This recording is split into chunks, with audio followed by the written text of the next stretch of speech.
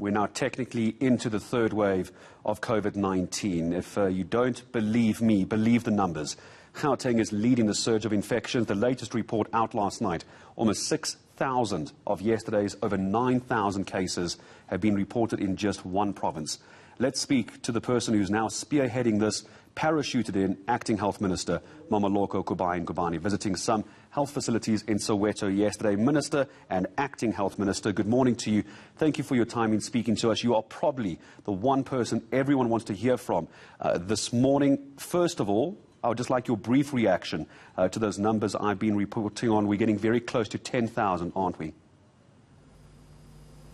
Good morning, Gareth, and good morning to your viewers. Indeed, the numbers have been going up.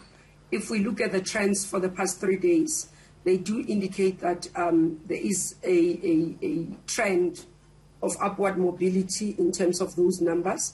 And that's what also informed my visit to Gauteng, specifically Johannesburg as the district that currently is leading in the country in terms of increasing numbers.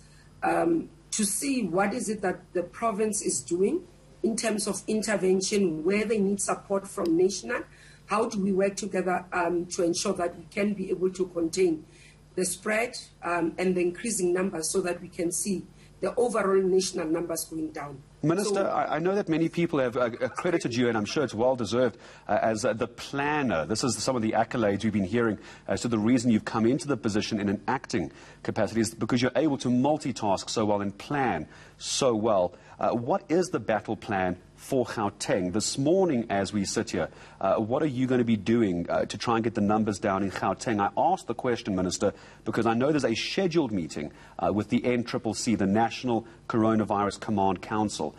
When can that happen? Can't you meet them today? Unfortunately, we would not meet today, Gareth. There's quite a number of things that happens before NCCC, so that you can have a government response. So when we intervene in terms of COVID, you also need the law enforcement agencies. If you are to have restrictions, you need to engage the colleagues in the economic cluster as well, so that that balancing between lives and livelihood continues.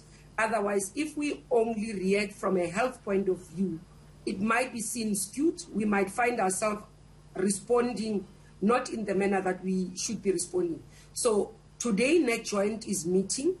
NetJoint will look at what we are submitting as the National Department of Health based on what we have had from provinces, because I did meet also during the week with Western Cape, just to understand, because Premier had made certain pronouncements publicly, which I was worried about.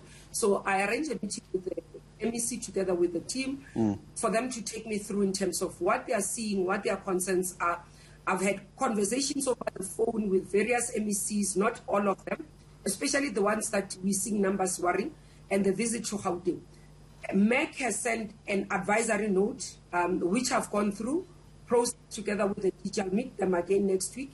So all those will form part of the incorporated, so the consolidated report that says this is what is happening, this is what we are recommending. Minister, there are a couple of issues, and I know you and I can talk all day, Minister. I don't mean to interrupt. I'm not trying to be rude. I'm really not. There are just so many issues to discuss, and we both have jobs to do. I've asked a lot of people, Minister, to send me questions on Twitter. I can't get through all of them. I've been inundated. Thank you to those who want to have a conversation, Minister, with you and I, and I'm sure you're okay with that. So let me ask this question to you. From Karika, on our Twitter account, tweeting me earlier. Gauteng schools, as we get closer to schools going back under this third wave, I understand it's going to come from the Department of Basic Education, but as the Acting Minister of Health and as a mom, I would imagine you are concerned about sending your children back to school. Definitely in terms of the schools, as I said, Gareth, the issue is it's a comprehensive response. So if I go and only look at the health part, because what you look at in terms of the statistics, what is the driver of the infections? What is the driver? Where are the clusters? That's how we use the determination, and you inform the intervention on that basis. So, for example, previously it would have been a concern around school sports, and that's why it had to be stopped, because we were seeing an increased number clustering based on the schools and reaction. Yes, I'm a mother, so my children go to school, and you listen to what is happening. You hear either you get notices that the school will be closed for a couple of days. So those are some of the things, obviously, we would have to engage with the Department of Health. In this meeting, they are part of the NEJOIN today, which is a technical team of the DGs. Tuesday, the Minister will be part of the NCCC, and we will consolidate a response thereof. Minister, I'm going to ask you about vaccinations in a moment, because I have a question from Jane Calladine tweeting us as well about vaccinations and the registration. Before I get to that, as we get closer to the return of primary schools and schools of special needs to, let's call it a full-time timetable, I think would be the way to say it. If it's the Department of Health and you in your acting position, and it's Angie Motshekga as the Minister of Education, who wins in this fight? The Minister of Education wants schools to go back. You disagree. Who walks out winning that argument? I don't think it's about fighting and winning. We've always at NCCC been reasonable, and you can imagine I would be more experienced in that as a Minister of Tourism, in my full capacity as Minister of Tourism, who would have had to sit with Minister of Health several times to really go through what is being proposed as restrictions would have, in fact, affected tourism.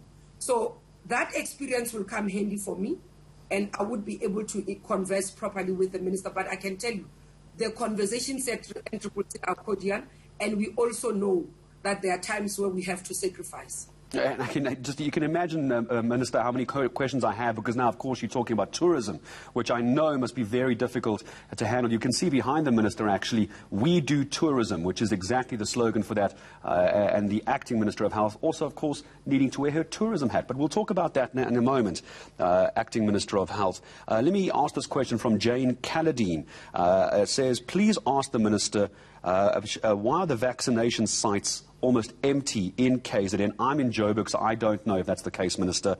She must share the daily numbers of the sites being vaccinated in KZN. And also Darlene saying, my husband is 70 years old. He registered a month ago, but has not received a date yet for his vaccination. Can he just walk in?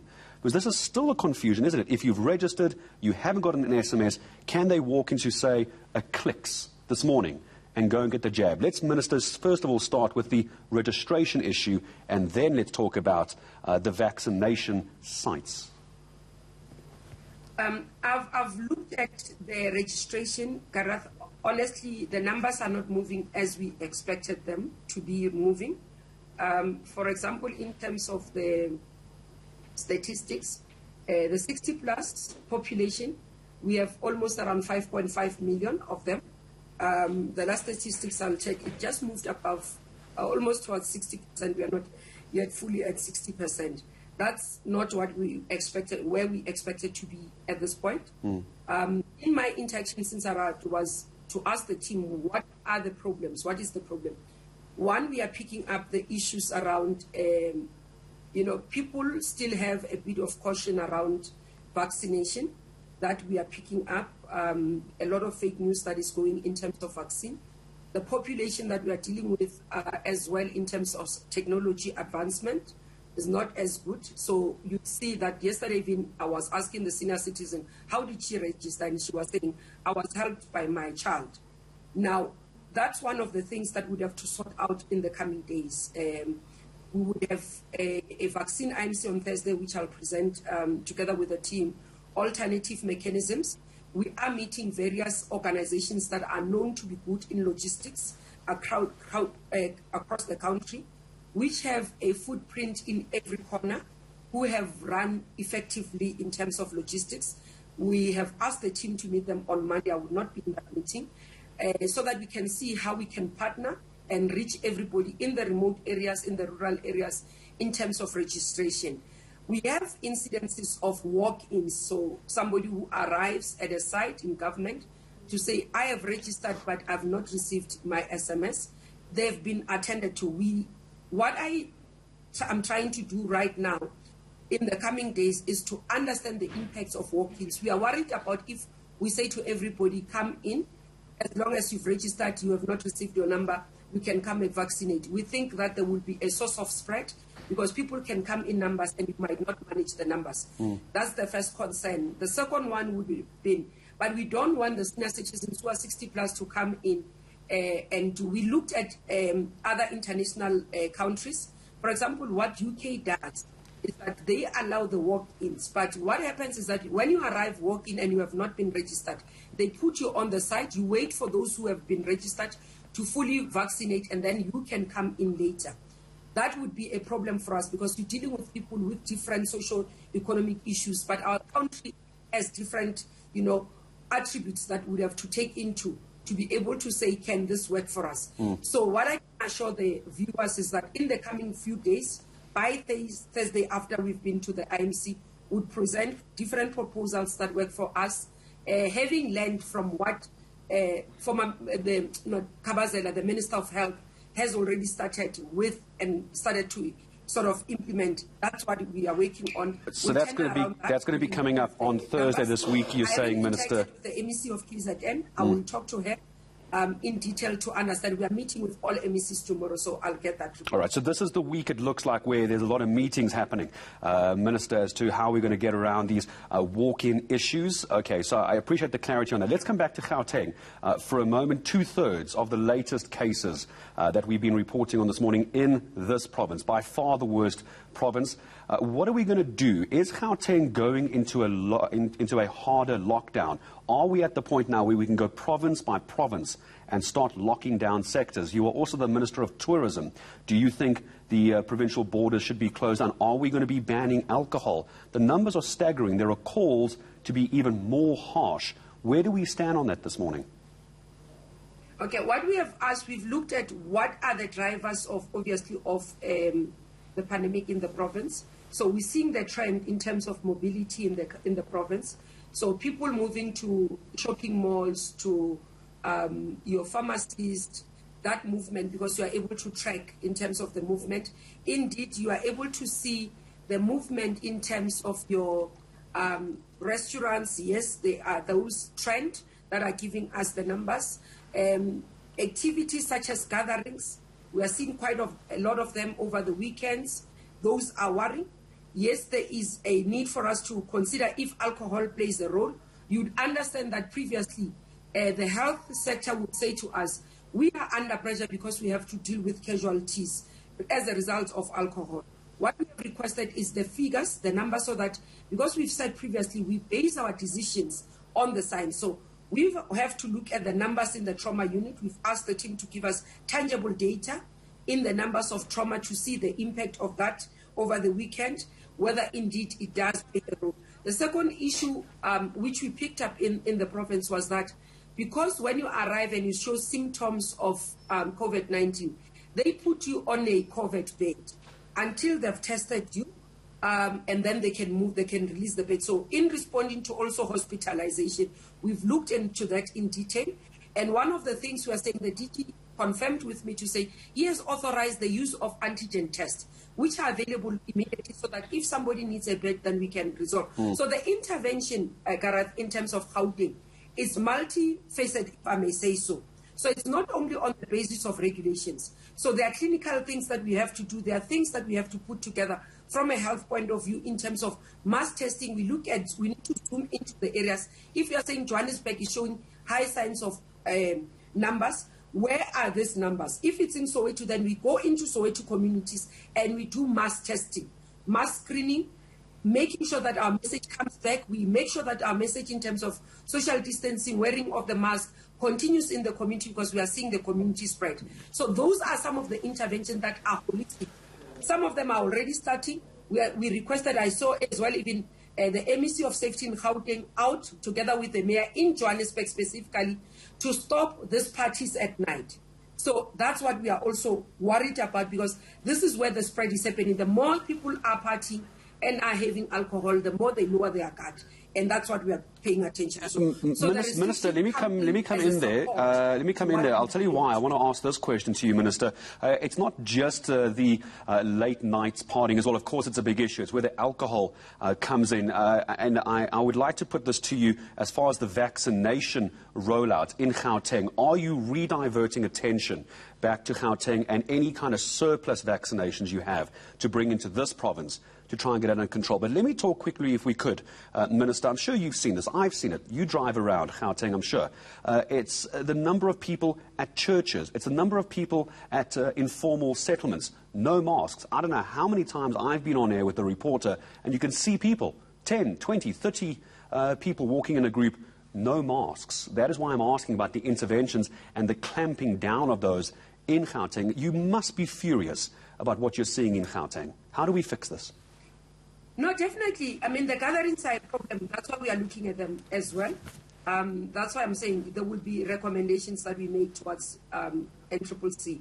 So that's why the message, even when I spoke yesterday, I appealed to citizens to be able to assist us. And I was happy to see the law enforcement out yesterday. And the conversation with the Premier together with the Mayor is that we need to intensify that and ensure that we really make sure that we can bring down. In terms of the vaccination numbers, they have not reached a point where they request excess, additional. And that's one of the things we had to address with the Premier to say, we need to push the numbers up. So based on what we have allocated to them and what they have been able to use, there hasn't been any for us to increase. We'll increase once they show signs of over-performance in terms of our numbers. Provinces that we have added on is Limpopo, and Western Cape has requested additional. When I met them on Thursday evening, the team was doing the work, and then additional vaccines will be sent to them. Let's talk about vaccinations and vaccines being sent around the country, Minister. Let's talk about those vaccines and that rollout. You've addressed the concerns around the rollout. It is a mess, but it looks like you are trying to find some solution to that. Can I take you back to an interview, Minister, I had earlier in the week, and I'm sure you're aware of this. I spoke to a journalist over in Uganda. Another new Indian variant has come across onto the African continent. Concerns and warnings for the African continent that this new variant, I can't think of the name, I cannot remember it, Minister, that is now a different variant that's beginning to affect people of younger ages. How aware are you of that? And of all these vaccines we're bringing in now, whether they're expired, they're decontaminated, the vaccines we have now, will it work against the ongoing variants of COVID-19, do you think? Gareth, in terms of the variants that we are seeing, I've not seen the new variant, but we have been, I had a discussion with the VMEC, and together, which is Vaccine MEC, they are constantly looking at whatever that comes out in terms of the variant. The information before me as the minister and the advisory that I have is that the current vaccine rollout that we are undertaking in the country is sufficient to protect us, is at acceptable level to protect us. This is Pfizer and J&J, obviously in terms of our rollout. And we are also looking at other vaccines that would contribute and add to the numbers so that we can increase our numbers.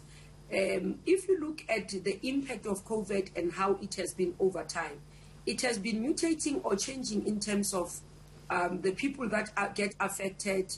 Previously, you'd remember when we were in level 1, when we started around March and all that, we would have known that the high risk in terms of numbers or the people who are likely to get more infected and get very sick and die would have been the senior citizens. It moved and then it affected the comorbidities as well. But it started to show numbers when we went to second wave, more numbers in terms of your 40th, your 30th, but started to see an increase in numbers in terms of younger generation. It continues in that way. So as we go, we would have learned lessons since last year, March to today, in terms of how the vaccine impacts. And that's why the message is that everybody, including younger ones, would be affected. And that's why even now, more and more research and analysis is being done to understand the impact of the vaccine to mothers who are breastfeeding, mothers, pregnant women, so that we can be able to say when we protect everybody. Minister, so I've got two more questions for you, and I know I've taken a lot of your time, and I do appreciate it. It's such an important conversation. Two more questions for you. The first one, if I can, when does phase 2 of this rollout now end? Phase 1B for the health workers, frontline workers, we understand that. That process there. Phase 2 for over 60-year-olds and with comorbidities. When does that phase end? Gareth, we haven't revised the timetable, and one of the things I think because of the delay with the 2 million, we'll have to revise that and communicate in a week's time, the revised timetable. We are looking at whether we need to open for phase 2B, because there's 2A and 2B. So 2A, it's the 60 years plus. 2B would have been categorized as the 40 plus with comorbidities. The feedback on the ground for those who have already started vaccinating are saying to us it will be difficult to identify a 40th plus to say they have comorbidities. It will be a logistical nightmare. That warrants us to go and rework. So if you allow me, give me after next week, Thursday, to announce the timetable. Well, that's okay, Minister. I'm on air next Friday morning. How about you and I just put it in our calendars now? We'll catch up again next Friday morning. Minister, final question to you, and I know I've kept you for a while. I appreciate your time in speaking to South Africa here on this show. As I say goodbye to you, are we going to have a family meeting this week? Hopefully the lights will be on and Eskom won't put the lights off so we can actually watch the family meeting. Will there be a family meeting? Have you spoken to Zweli Mkhize, and will you take his job full-time if he's not brought back into the fold? The appointment of ministers and all that is the prerogative of the president. Is above my pay grade. I would not be able to answer that. Yes, I've spoken to Minister Mkhize. We continue to interact. He is being supportive in the work that I'm doing. And as far as the family meeting this week, what do you think? There will be a need for a family meeting. I'll hear from NCCC if they agree with me. Okay, so it looks like we might have our schedule for the week. So it looks like you and I are going to be talking again and possibly a family meeting between now and then. Minister, I know a very difficult portfolio you've been parachuted in, but I appreciate you taking extended time in speaking to me here on this South African morning and allowing me to put viewer questions to you as well. I'm sure we'll be following what you are doing today as well. Mmamoloko Kubayi-Ngubane, also the Tourism Minister, but currently the Acting Minister of Health.